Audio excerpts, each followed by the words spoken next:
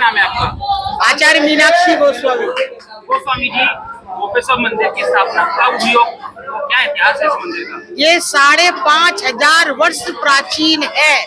स्वयं भगवान कृष्ण के नाती वज्रनाभ, उनको स्वप्न दिया कि मैं वहां पर हूँ, मुझे जागृत करिए। तो उन लोगों ने आकर यहाँ पे इनको, यहाँ पे पूरा वन था, कुछ भी नहीं था।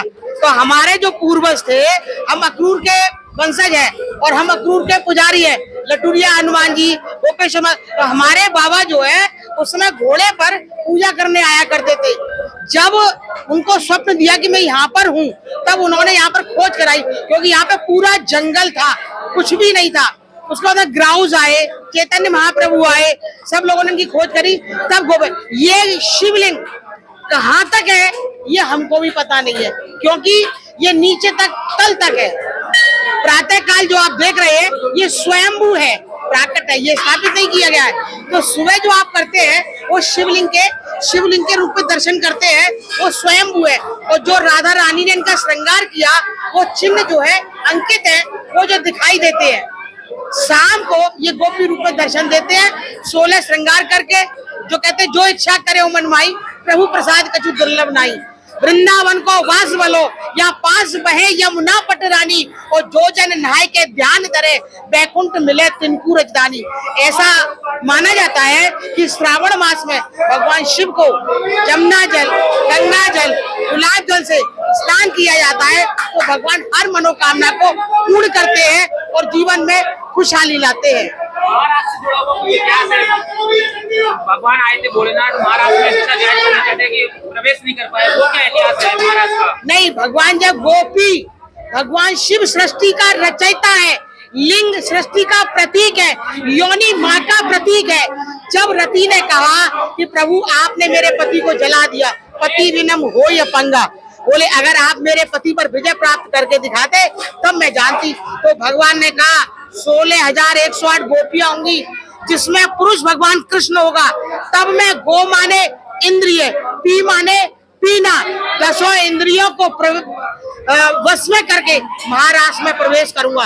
एक यही देवता है जिसकी पूरी फैमिली है, बेटा भी है, बेटी भी है, पत्नी भी है, और कैरेक्टर का भी सही है, चरित्रवान, सत्यम शिवम सुंदरम। तो महाराष्ट्र में जहाँ शिव है वहाँ रास है, और जहाँ शिव नहीं है वहाँ रास है। क्यों? कि भगवान शिव ने पत्नी को छोड़ दिया, बेटे को छोड़ दिया, द्वारपाल नंदी को भी छोड़ दिया, और महारास का आनंद लेने के लिए और रति के जीवन में आनंद देने के लिए भगवान शिव ने गोपी का रूप रखा। लाभ हानि जीवन मरण यश विधिहात, जीवन में आनंद चाहिए तो आना पड़ेगा गोपीश्वर के पास। गोपीश्वरम जगत बंदे करुणामयम रति प्रदम, वाल्मीकि रामायण में भी लिखा है और रामचरितमानस में भी ये लिखा हुआ है, बालकांड में पति विनम हो या पंगा। और ये आज ग्राउस एंड तुम्हारे चैतन्य महाप्रभु चैतन्य चरितामणि इस पुस्तक में लिखा हुआ, आचार्य राम गोपाल गोस्वामी मेरे पिताजी, उन्होंने पुस्तक लिखी है, उसमें भी पूरा इसका इतिहास दिया हुआ है। कहा ये भी जाता है जब यहाँ महाराज हो रहा था तो कैसे थे राधा की, लेकिन कृष्ण ने उन्हें आने से मना कर दिया क्योंकि वे पुरुष थे। लेकिन उसके बाद भगवान भोलेनाथ ने क्या किया था?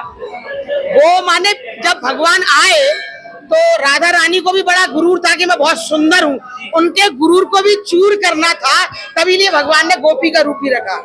हर चीज का भगवान ने जब जब लीलाएं करी है तो उनका अलग अलग इतिहास है।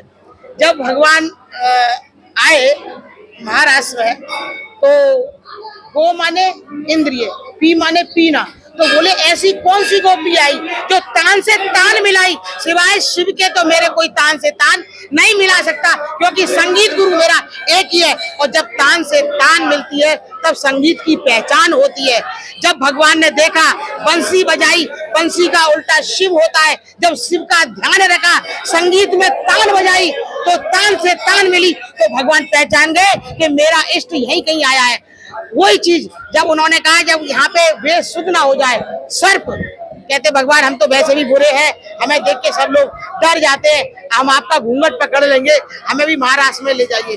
जब महाराष्ट्र में गए हैं, बंसी बजी है, वो घूंघट हटा है, तब गोपियों ने पहचाना है, तब भगवान शिव ने राधा रानी को छोड़ दिया और तब कहा है स्वागतम गोपीश्वरम।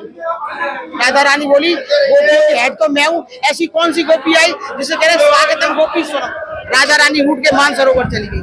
मान माने रूठना, सरोवर माने इतना रोई कि सरोवर वहां जिसके बेटे वही राधा रानी ने कहा अगर मेरी शादी होती, मेरे बेटा होता, विवाह होता, मेरे बेटा होता, तो आज ये गुनाह तुमने मेरे सामने नहीं किया होता, किसी पराई स्त्री का आलिंगन किया।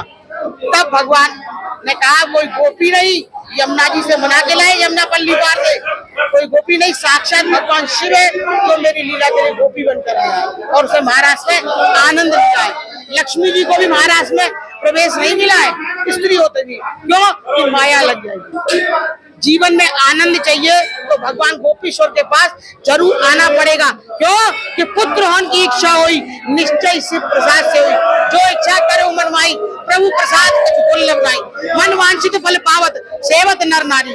आप श्रावण मास में भगवान शिव को प्रसन्न करने के लिए कुछ भी चढ़ाइए, भानु नमस्कार प्रिय, विष्णु अलंकार प्रिय, शिव जलधारा प्रिय। आप भगवान को कुछ भी नहीं तो आंसुओं की धारा चढ़ा सकते हैं, जिससे भगवान शिव प्रसन्न हो सकते हैं। ये इसकी प्राचीनता और विशेषता है कि जीवन में आनंद जरूर मिलेगा। जो अखंड सौभाग्यवती है, जिनकी नई नई शादी होती है, उनका जीवन की अमर रहता है और उनमें प्रेम बना रहता है, हमेशा आनंद की प्राप्ति होती है।